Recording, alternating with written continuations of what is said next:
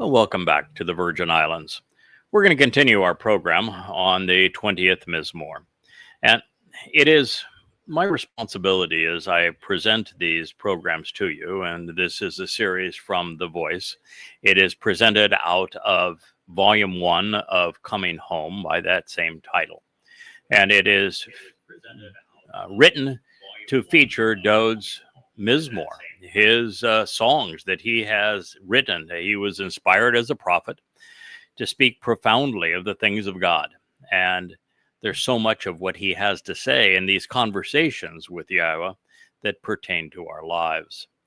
And it is my job not only to present these as Dowd's Herald, but also to share with you everything that can be gleaned from them. And the way that I have found is the most useful is to connect the dots. If something is said in one place and another conclusion about a related topic is said someplace else, I want to bring them together so that you can appreciate the implications.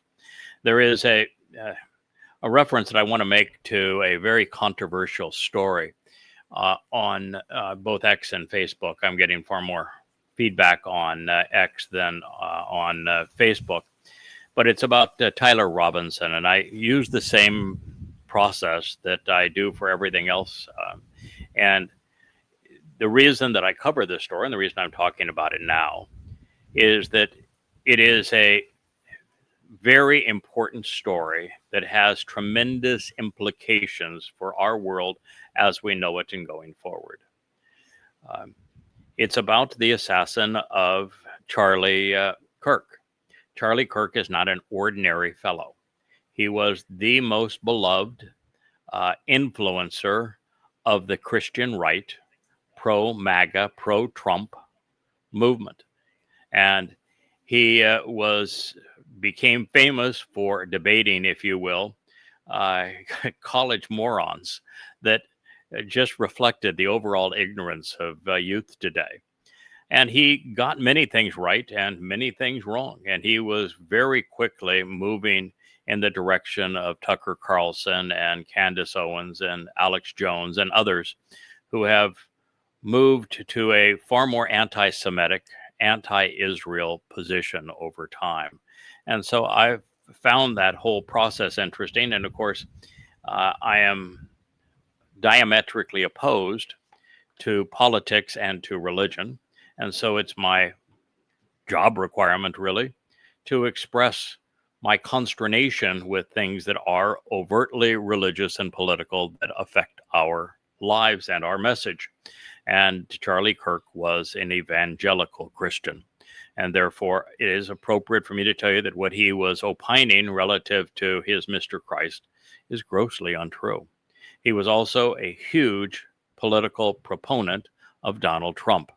And Donald Trump is a convicted rapist. He is a convicted criminal.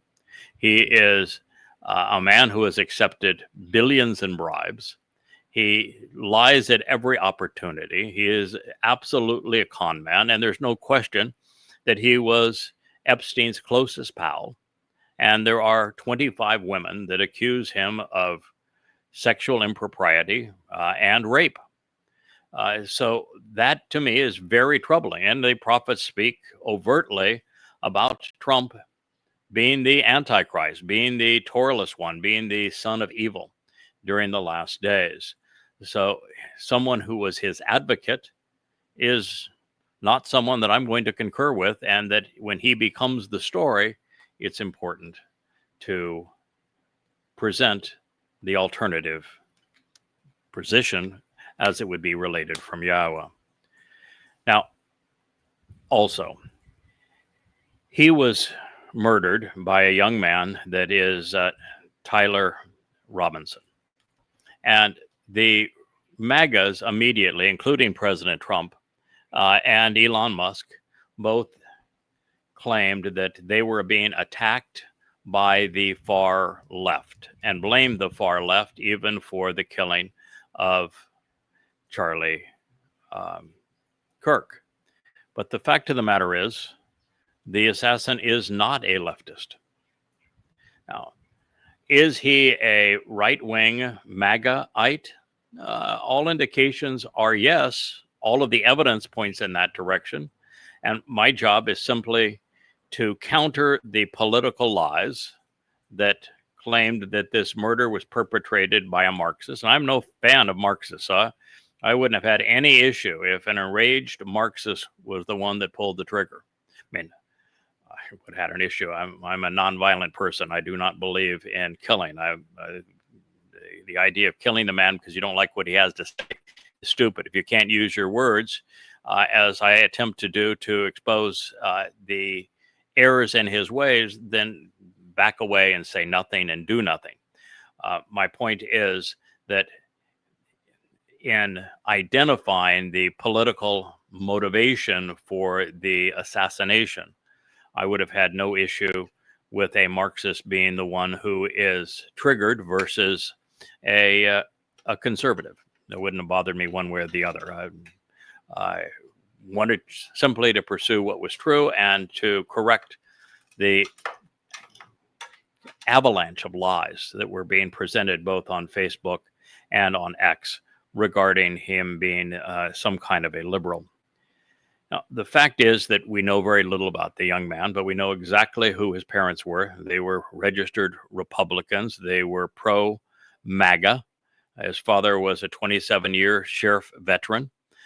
He had family members up and down on both sides of the extended family who served in the military. His grandmother said there's nobody in that household that wasn't a conservative and pro-Trump and pro-MAGA. And no Democrats in that family. They were Christians of the Mormon persuasion, quite active in the church. So these things we know about him. Now, in terms of his politics, he said very little. He was an exceedingly shy boy that spent inordinate amount of time online, and he had an affinity for games that were popular among a community that was allied to Nick Fuentes. And the reason that's important is Nick Fuentes was an enemy of Charlie Kirk. And it wasn't because Nick Fuentes was a liberal. It's because Nick Fuentes was more of a racist, more misogynist, more Christian exclusivity, more direct MAGA than was Charlie Kirk. And so he didn't like him, and he was, I guess, perhaps jealous about him. But anyway, and the fact is that Fuentes is a very, very bad man. He's a man that Donald Trump had a private dinner with he and Kanye West, just the two of them. It just shows Trump's complete lack of decorum and judgment. He was active at the Charlottesville deadly protests. He was a speaker prior to the January 6th incursion upon the U.S. Capitol. He is shown pictured besides the conspiratorialist Alex Jones at rallies. And he is always shown either an America First or a MAGA cap. He has pictures of himself with Trump flags behind him. And this is a white supremacist and misogynist and racist, Christian exclusivist. He is a very, very bad man. And the online community that supports him are gamers, and their emblem is this gopher. And you've got Tyler, allegedly in a police report. It was presented by a Michigan grad, one of the top 3 universities in the country, that was an anchor for MSNBC, that the police told him that when they interviewed the family said that he had considerable admiration for Nick Fuentes. And then you have him in the only online pose that we have of him taking a picture and presenting himself apart from his family. He's dressed as a gopher. The full outfit, the pose, he's got it all down. And then his bullet casings have sayings from that community that are specific to that cause and their positions. And so all of the evidence lines up and it points in one direction. And that direction is the opposite of what the MAGAs want you to believe. Now, most recently, there has been a report that contradicts all of the earlier reporting from the FBI, from the family, from the police, from the governor of Utah, and from all of the major news agencies. All said the same thing, including direct quote from the governor of Utah that Tyler lived with his family and had for some time. Now, there appears to be a contradictory report that is unsubstantiated by a Fox News host, and that is that he also spent time with a fellow gamer, and that so he had two places of domicile. And it is now alleged that this gamer, which ties into the whole gamer mythology that we're talking about here, mindset, was transgender. May have been, may not have been. There is no evidence of it. There's certainly no evidence that they had a romantic relationship. There's no even police confirmation of it, no FBI confirmation of it. It's just an unsubstantiated report by Fox. It's been parroted by a lot of other news sources. I don't know if it's true or not. I don't really care if he had multiple places of residence. Evidently, this other person turned him in, presented all the things that he had said that were he thought were inappropriate. And so it certainly was not perpetrated by this other kid, nor was the other kid a motive to get it done, nor is there indication that he shared the other kid's political viewpoint, even if that was known. So all of the evidence that we have, which is precious little, all points in one direction, and it's the opposite direction that's been reported by President Trump and the MAGAs around him. So I thought that was important for you to know, because it is by making these connections that we come to form conclusions. That doesn't mean that all of our conclusions are going to be accurate, but when something is as meaningful as this, and this is a watershed moment in America, that when something is as meaningful as this, and when it affects Israel as much as this does, because there was this turning point, use the term turning point, which is Kirk's organization. There was a point where Kirk went from being very pro-Israel to very anti-Israel. And he was, almost all of his most recent comments were very negative about Israel, Netanyahu, the war in Gaza, Jews in general, blaming them for everything.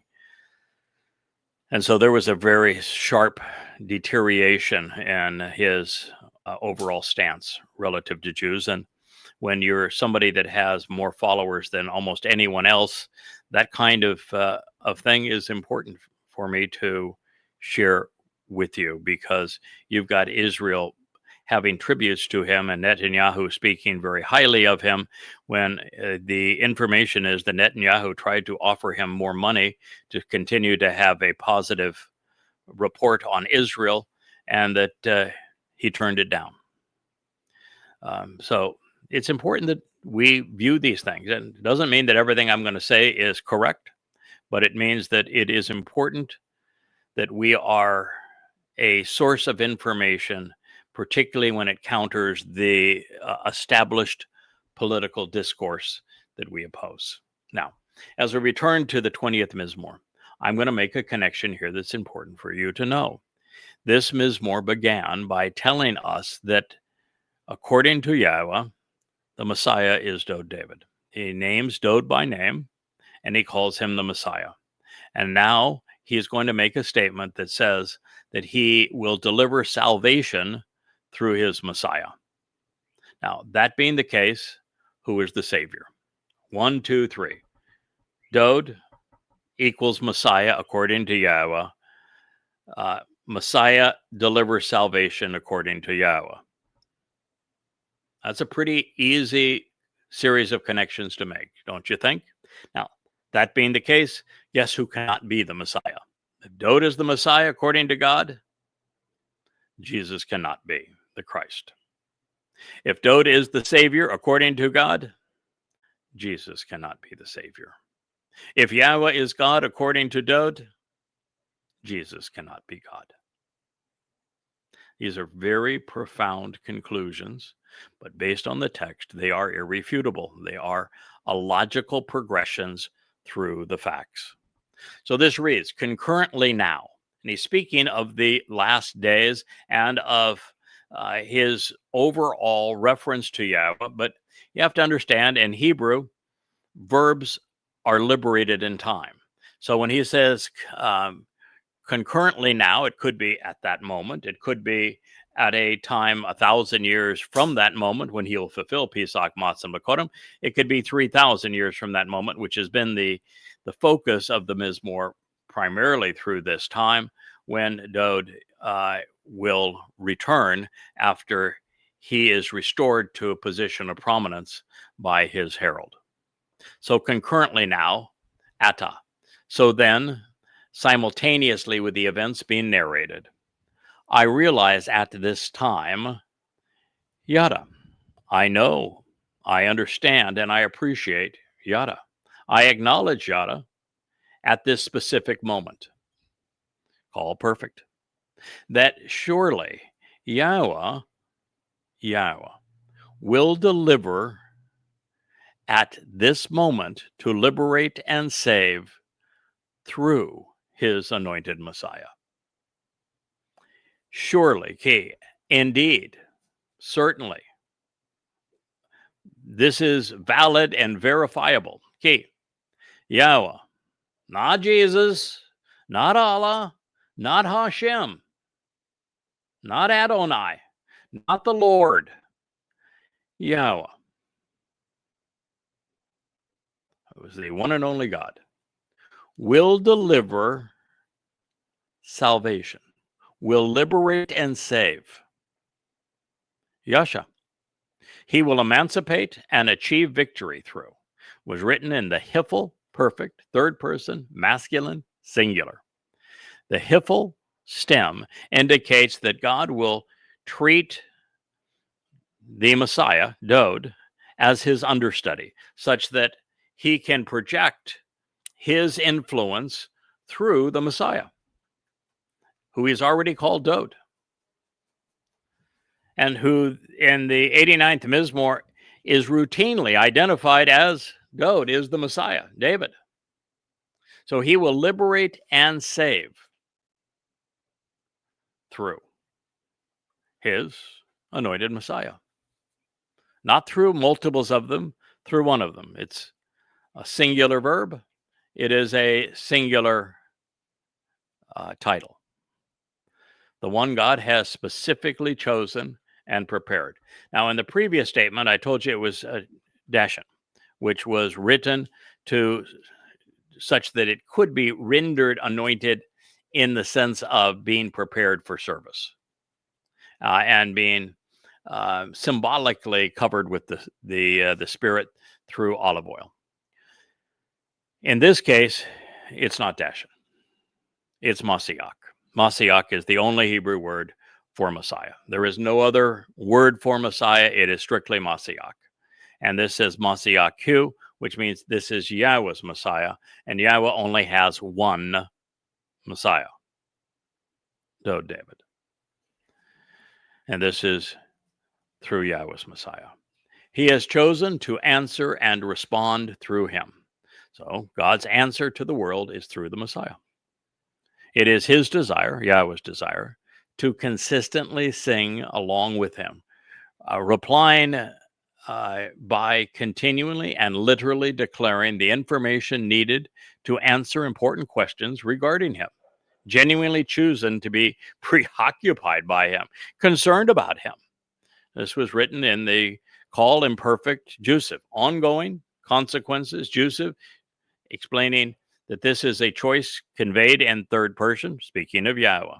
Call means interpret this literally, genuinely.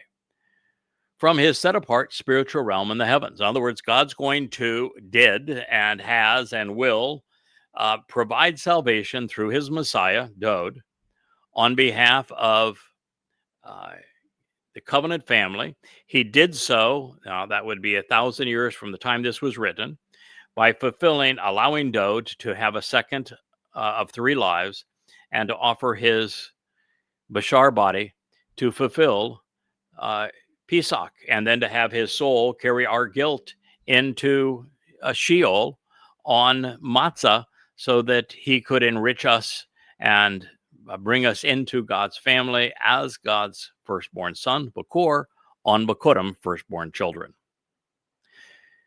From his set-apart realm in the heavens through the Gabor.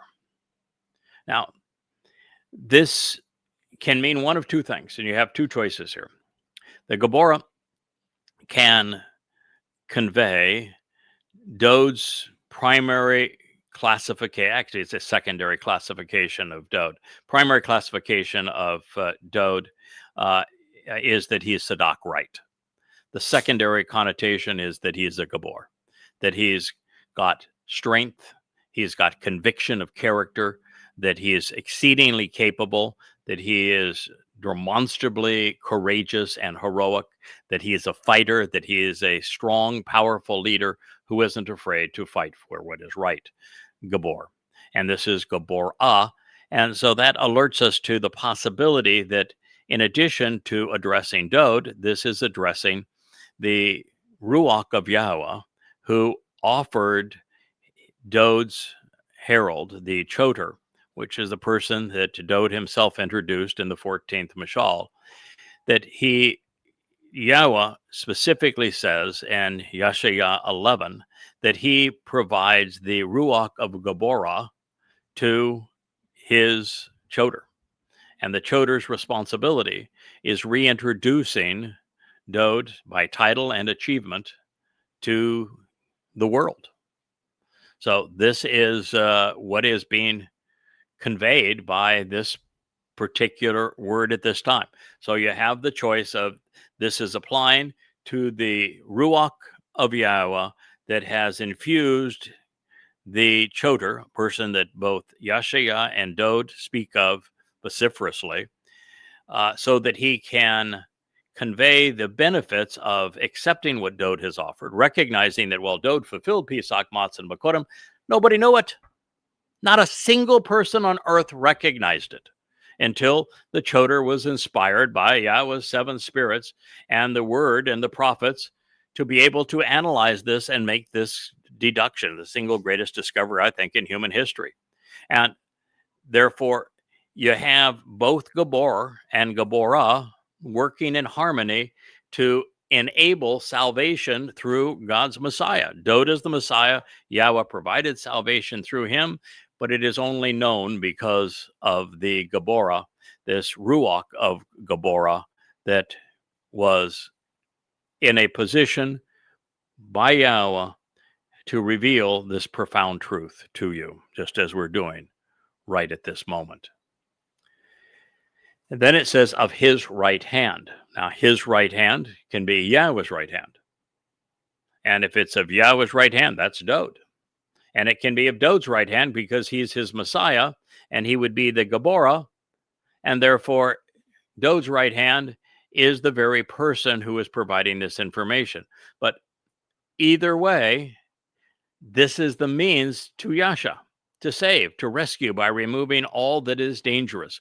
You know, in our last program, I said that while all of this can be perceived as God is offering this, Yahweh, or Dowd is offering this, the king, the Messiah, or that it is being conveyed because for the first time ever, Dowd's Choter, Yahweh's Choter, Dowd's herald, Bashar, his lesser luminary, is in fact revealing this information so that it can be capitalized upon, because there is no salvation in Dowd's fulfillment of Pesach, Matsah, and Bikwrym until it is known. And it wasn't known until this time. So it is all working together collectively. You've got Yahweh enabling this through his beloved son, Dowd, who is fulfilling the means to deliver this. And then you have Dowd's herald, Yada, providing this education So for the first time ever, God's people can capitalize because now they know and understand specifically what it is that God is offering. I'm going to ask Rich if you wouldn't mind stepping over to that light switch behind my desk and please turn on this ceiling fan and these lights here to get the mosquitoes away from me. Currently, they're feasting on me, so this is going to have to be a very short show if we can't resolve that problem with the light switches. So just turn them all to the same direction. That is very good. Thank you. Perfect. I appreciate it. Now I have at least a little better chance of not being completely eaten alive, but mosquitoes like me. I don't know what I have that is so tasty to a mosquito, but there's no question about it. I am on the delicatessen row when it comes to mosquitoes. I can tell you for certain that when the time comes that we have some influence on our environment, I will be a mosquito eradicator. I do not like them, Sam. I am. So anyway, after telling us that Yahweh was in full agreement with Dowd's proposal,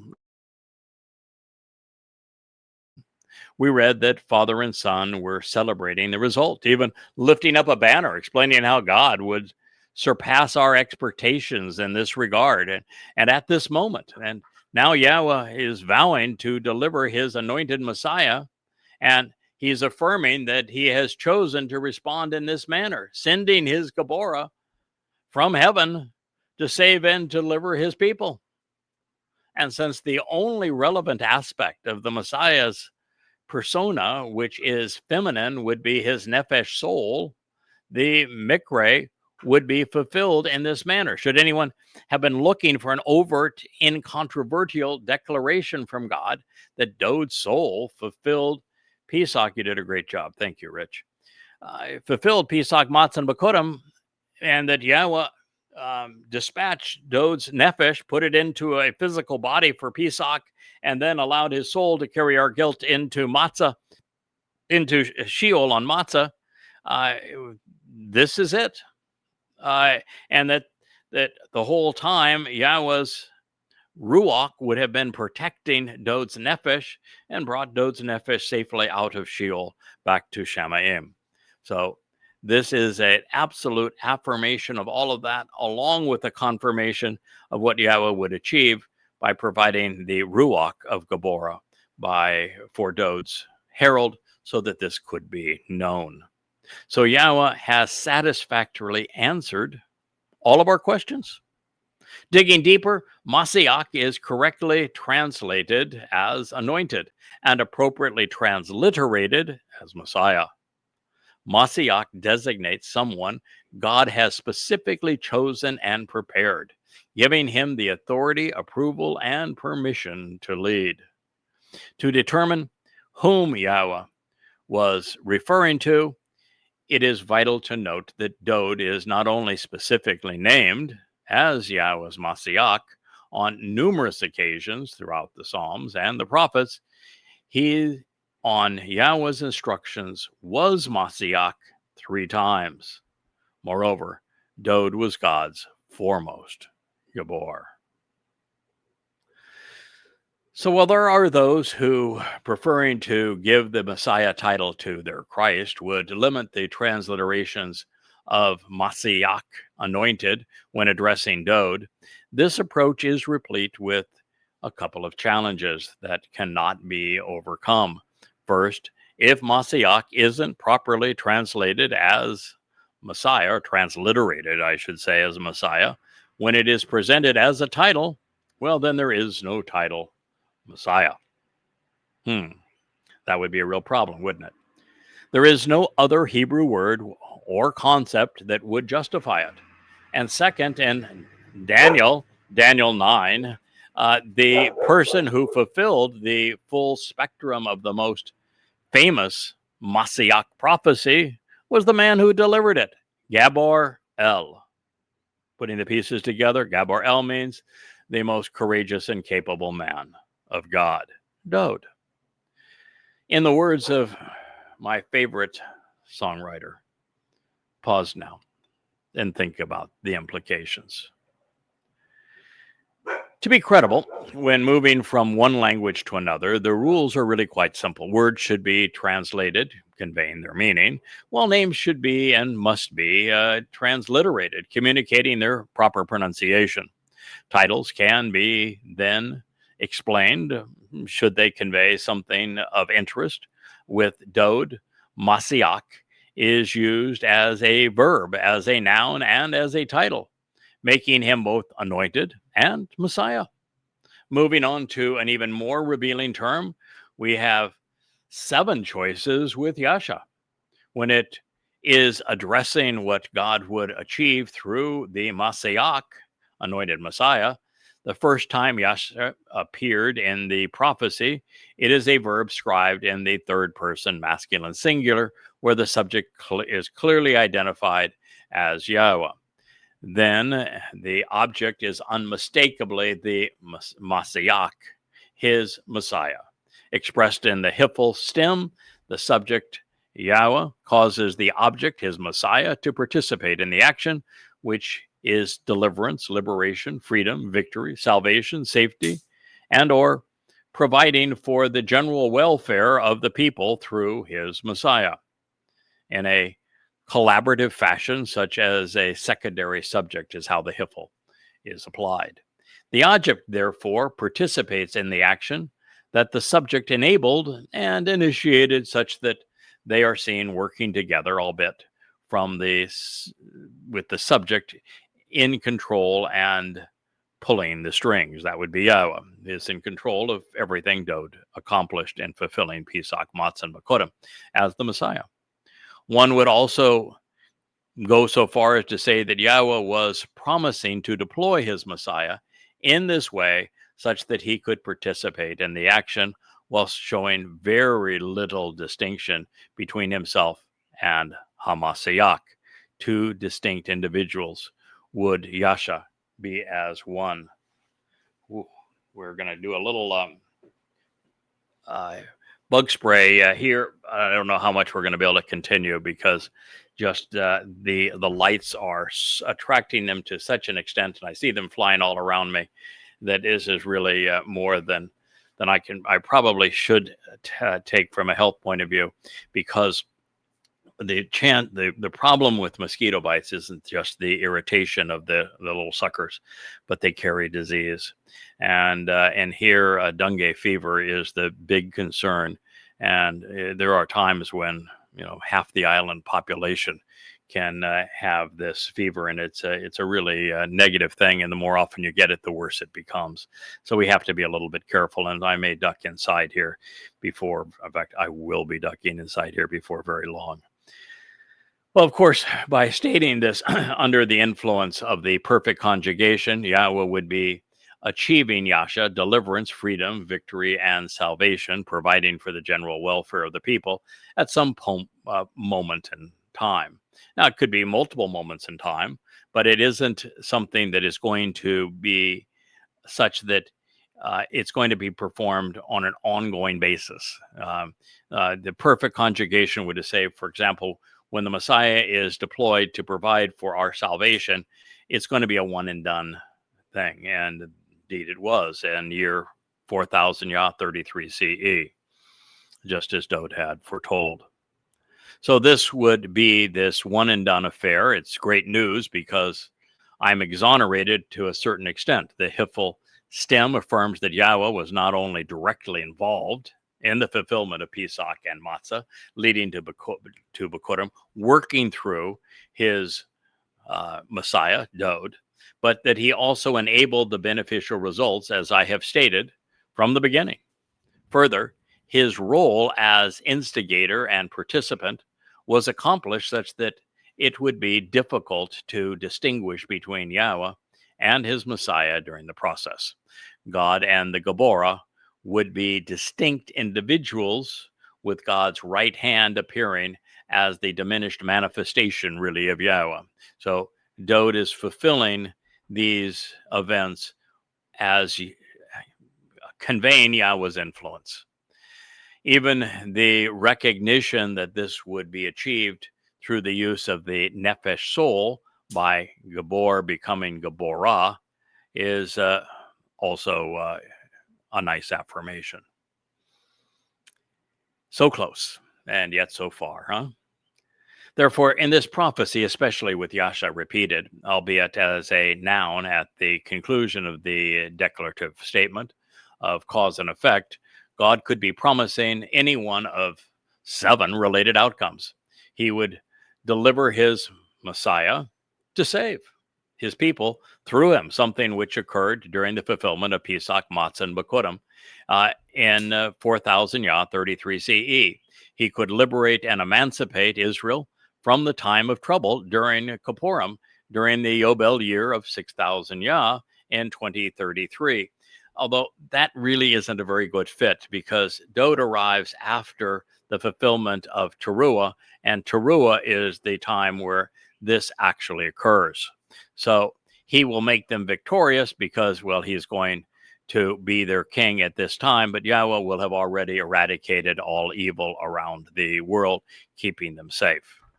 So this is great news, no matter how you look at it, however, for Yehudim Jews, because they have been and they will be afforded the benefits of Yasha, all hand-delivered by Yahweh through his Messiah, Dowd.